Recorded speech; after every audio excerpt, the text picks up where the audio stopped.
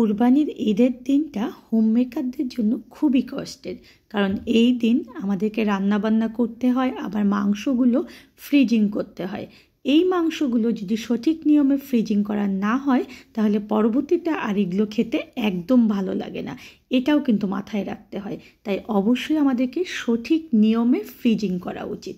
আমি কিন্তু এর আগে আরও একটা ফ্রিজিং সিস্টেম দেখিয়েছি যেগুলো কম মাংস ফ্রিজিং করা, তবে আজকে দেখাবো কিভাবে বেশি মাংস ফ্রিজিং করতে হবে। অবশ্যই মাথায় রাখবেন যে মাংসগুলো যখন ফ্রিজিং করবেন তখন এগুলো যেন শুকনো থাকে, মানে ঝরঝরা থাকে, এগুলোতে বাড়তি কোনো পানি বা এর মধ্যে বাড়তি কোনো রক্ত যেন না থাকে। যদি থাকে তবে অবশ্যই এগুলোকে একটু মুছে নিতে হবে পরিষ্কার কোনো কাপড় দিয়ে।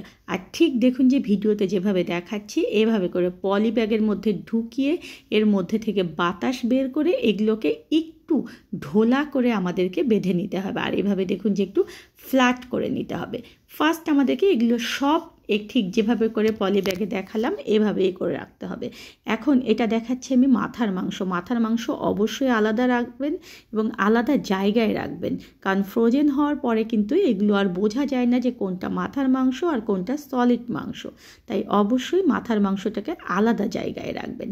এগুলোও দেখুন যে আমি এভাবে করে ভালো মতো আগে পলিথিন করে নিচ্ছি। আর এখানে দেখুন যে জিহ্বা, কোরবানি ঈদের দিন কিন্তু জিহ্বা পরিষ্কার করার সময় থাকে না, তাই এগুলোকে আমরা পরবর্তীতে পরিষ্কার করবো। আর কীভাবে পরিষ্কার করতে হবে সেটাও কিন্তু আমি আমার ইউটিউব চ্যানেলে দেখিয়ে দিয়েছি, আপনারা অবশ্যই ভিডিওটা দেখে নেবেন।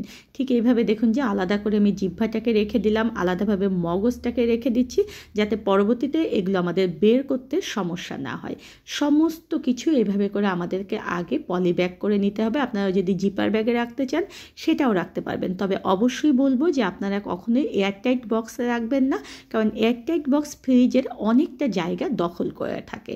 ঠিক এইভাবে আমি সমস্ত আগে ব্যাগ করে নিয়েছি, নেওয়ার পরে এখন চলে যাব ফ্রিজে। আর অবশ্যই আমার কোরবানি ঈদের প্রিপারেশনটা দেখে নেবেন, তাহলে আপনাদের ঈদের দিনটা অনেক সুবিধা হবে। ঠিক এইভাবে দেখুন যে ফ্ল্যাট করে রাখছি। একটা ড্রয়ারে আমার 20 থেকে 25 কেজি মাংস এঁটে গিয়েছে। ঠিক এইভাবে করে রাখবেন। আর অবশ্যই আরেকটা জিনিস মাথায় রাখবেন যে ড্রয়ারটা যেন ক্লিয়ার থাকে, যাতে করে পরবর্তীতে এটা খোলা এবং বন্ধ করাটা সুবিধা হয়। ধন্যবাদ সবাইকে আমার সঙ্গে থাকার জন্য। আর প্লিজ চ্যানেলটা সাবস্ক্রাইব করবেন।